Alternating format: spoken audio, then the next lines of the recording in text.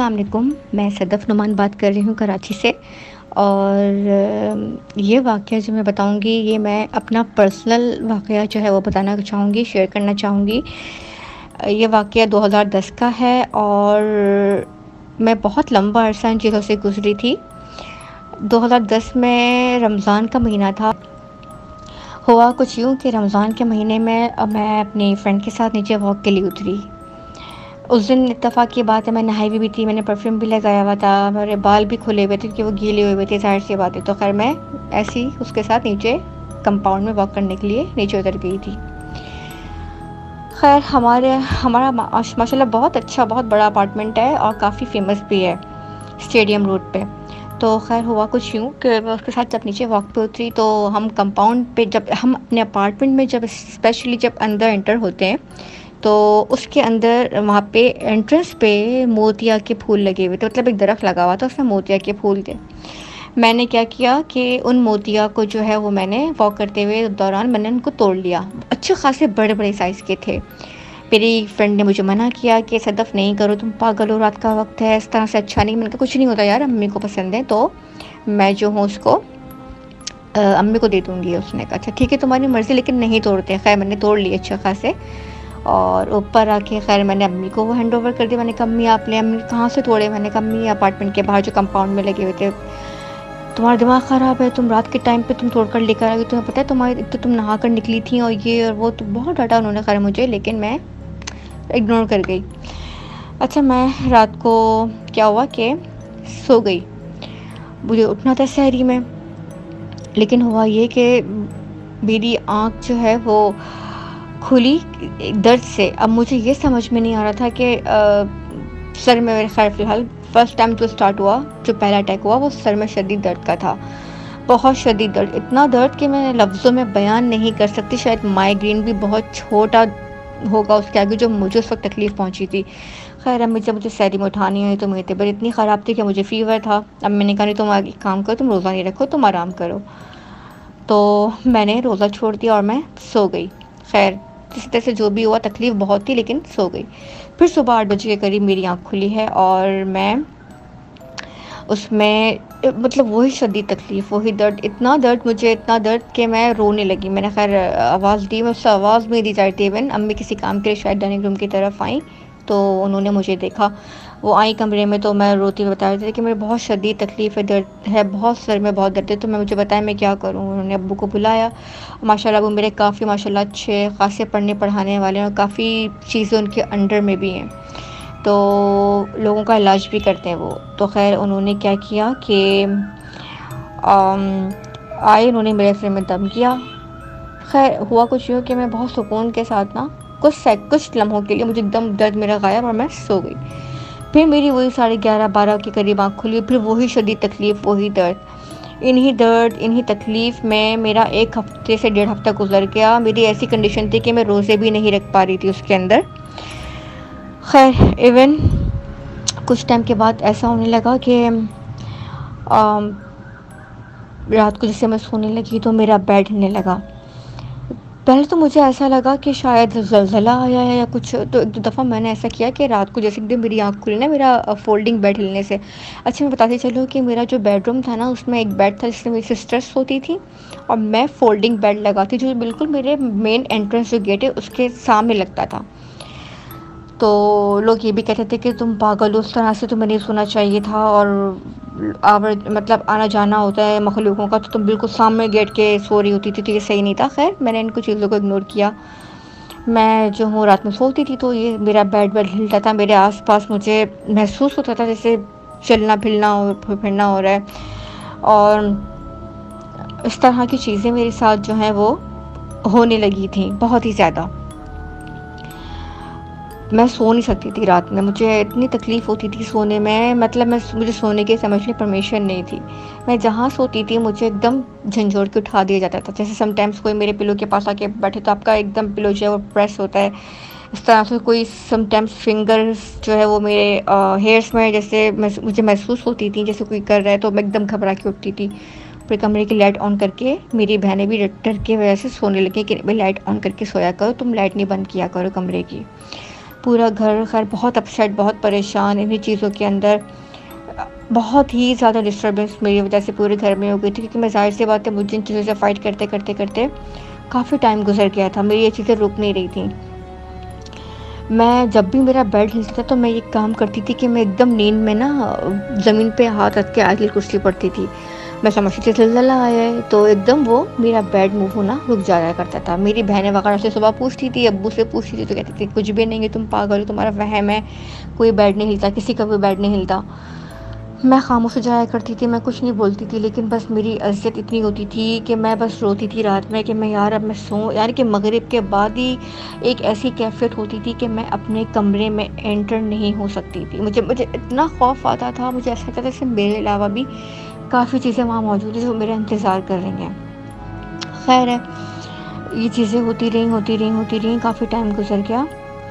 एक दफ़ा ऐसा हुआ कि मेरे अम्मी-अब्बू को जाना पड़ा था हैदराबाद।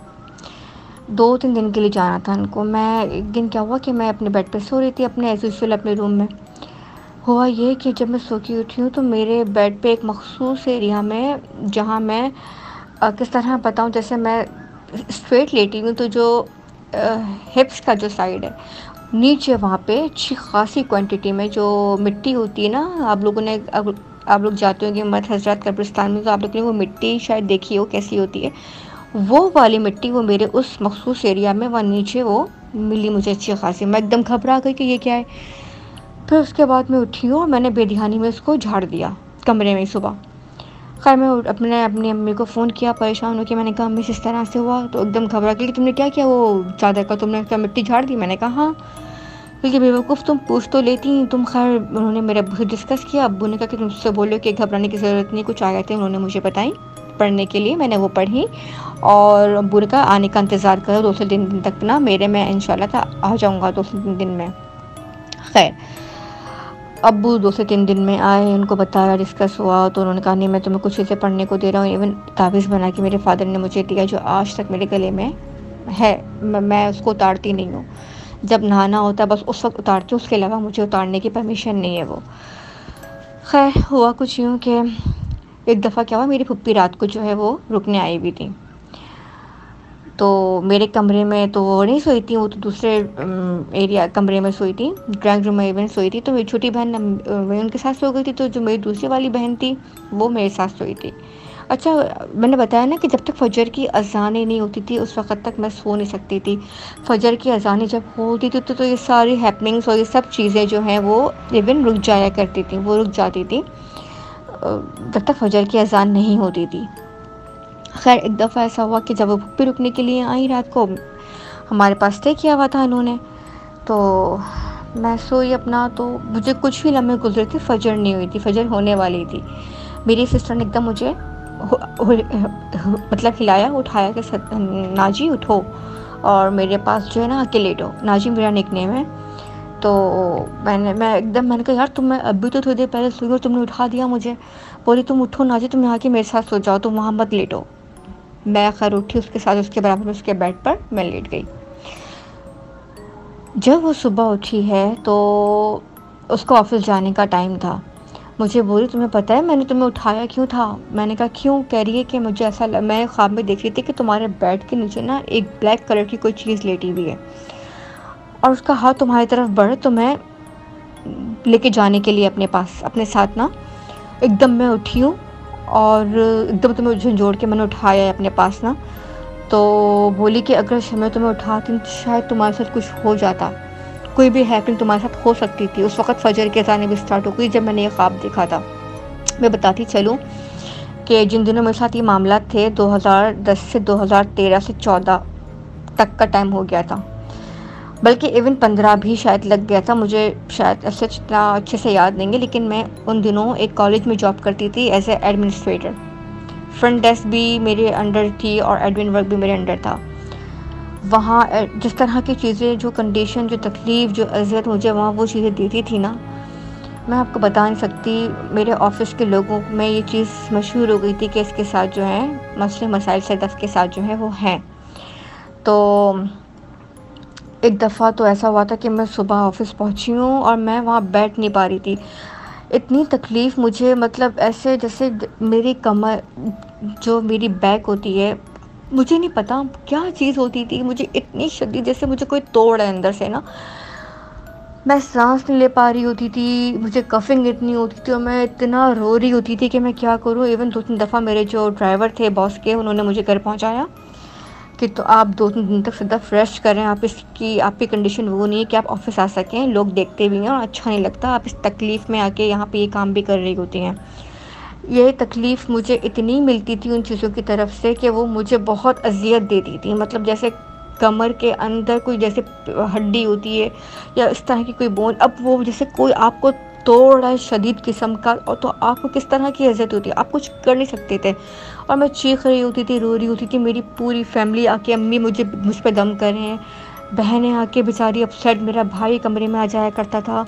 कंडीशन देख के मेरी बहुत वर्स्ट किस्म की सिचुएशंस और कंडीशंस मेरे साथ थी। सारे दिन मेरी नेबर थी, अल्लाह पाक उनको ज़िंदगी की सेहत दे और उनको अजर दे इस चीज़ का, जिन्होंने मुझे बताया। मुझसे बोली कि सदफ़, तुम्हारी कंडीशंस और चीज़ों का मुझे पता है, तुमने इतना कुछ किया है, मैं तुम्हें एक चीज़ देती हूँ कि तुम वो करोगी। मैंने कहा देखिए आंटी, आपने मुझे काफ़ी लोगों ने सब कुछ बताया लेकिन कोई फ़ायदा नहीं है। कह रही सदफ़, तुम ये आखिरी बारी चीज़ करके देखो, शायद तुम्हें इससे फ़ायदा हो जाए। मैंने कहा मुझे बताएं। बोल, 2 अनमोल ख़जाने होते हैं, तुम इनको पढ़ो हर नमाज में। जब तक तुम्हारे साथ ये मसले हैं, तुम जब तक ये रुक नहीं जाते, तुम ये सिलसिला है तो तुम इसको कंटिन्यू करो।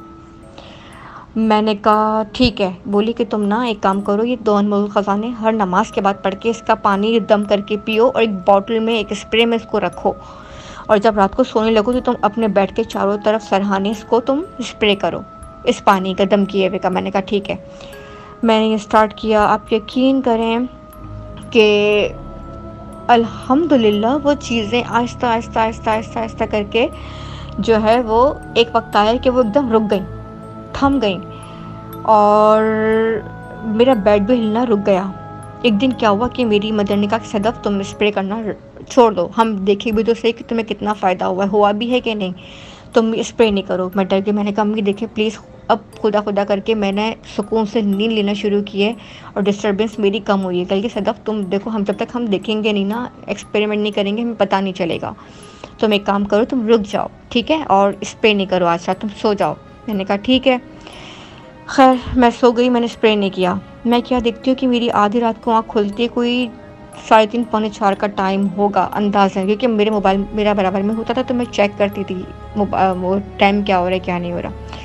मैं एकदम क्या करती हूँ कि मेरी एकदम आँख खुली शदीद नींद से, और मैंने देखा एक छोटे से कद की, बहुत छोटे से कद की लेडी थी वो, लेकिन लंबे बाल थे, इतना मुझे याद है। वो मेरे बहन के बिल्कुल पास जैसे खड़ी हुई है, बिस्तर पे ही है, बेड पे ही है। वो चलते चलते एकदम आई है मेरे पास, और मेरे पास आती वो एकदम गायब हो गई है। मैंने देखा है और मैं दोबारा सो गई, लेकिन उस रात ना मेरा बेड हिला ना कुछ हुआ। इवन मैंने जब मैं सुबह उठी तो मुझे एकदम ख्याल आया, तो मैंने अपनी मदर को बताया, तो उन्होंने कहा सदफ़, इसका मतलब है कि तुम्हें इन चीज़ों से बहुत फ़ायदा हुआ है, इफ़ेक्टिव है ये चीज़, अब तुम एक काम करो, इसको कंटिन्यू ही रखो, उसको तुम छोड़ो नहीं। फिर अल्हम्दुलिल्लाह मैंने उसको काफ़ी लंबा अरसा 2015 से 16 तक मैंने उसको कंटिन्यू रखा। अल्हम्दुलिल्लाह अब कोई ऐसा, जो उस वक्त जो पीक पे प्रॉब्लम्स थी, परेशानी थी, तकलीफ़ थी, अज़ियत थी, जो फूल मैंने तोड़े थे उससे, बल्कि मैं कुछ चीज़ें बताना भी भूल गई कि मुझे सख्ती से मना किया गया था कि चंबेली के फूल नहीं तोड़ने। अब मैंने यकीन करें वो तोड़ना बंद किया, क्योंकि वो जब मैंने, मुझे याद है जब मैंने वो फूल तोड़े थे ना, यकीन करें उनकी खुशबू हफ़्ते, 1.5 हफ़्ते, 2 हफ़्ते बिन हो गए थे, मेरे हाथों से नहीं गई थी। इतना असर था उसमें उन चीज़ों का, जहाँ तक मेरा ख़्याल है। शायद कुछ मसले थे जो मैं वो तोड़ने के बाद इन चीज़ों के अंडर में आ गई थी। तो खैर अम्मी ने कहा सदफ़, तुम इसको कंटिन्यू रखो, और मैंने उसको कंटिन्यू रखा। अल्हम्दुलिल्लाह अब उस तरह से नहीं होता, लेकिन अब भी समटाइम्स महीने, 2 महीने, 3 महीने में कहीं ना कहीं जाके मुझे सिग्नल मिलता है। सिग्नल ऐसे मिल जाता है कि जैसे रात को फिर वही ऐसे जिस मेरे सरहाने को आके बैठा है, कोई बहुत भारी आवाज़ में बोला है, किसी के हंसने की आवाज़ आई है। इवन एक दफ़ा तो ऐसा हुआ था, आधी रात को मेरी आँख खुली थी तो मेरे बेड के नीचे मैंने अपनी 2.5 साल की नीस को देखा, जो क्रॉलिंग नहीं करते बच्चे, वो इस तरह से बैठी हुई है बेड के नीचे, जबकि वो यहाँ पर थी नहीं मेरे पास। वो यहाँ मतलब उसने स्टे नहीं किया हुआ था, वो अपने घर पर थी। तो ये चीज़ भी हुई थी, लेकिन अल्हम्दुलिल्लाह अब डर नहीं लगता। शायद इन चीज़ों ने इतना स्ट्रॉन्ग बना दिया है माशाल्लाह माशाल्लाह से मुझे, कि अब मैं इन चीज़ों को, अगर अल्लाह ना करे कोई चीज़ ऊपर नीचे कुछ होता है, कुछ फ़ील होता है मुझे, तो मैं उस तरह से डरती हूँ जिससे पहले डरा करती थी। तो ये वाक़या मेरा था। अपना बहुत ख़्याल रखिएगा और बेस्ट ऑफ़ लक। आप लोगों ने ये शो स्टार्ट किया है, अल्लाह ताला आप लोगों को उसमें कामयाबी दे। तो अपना बहुत ख़्याल रखिएगा। Thank you so much to all. अल्लाह हाफ़िज़।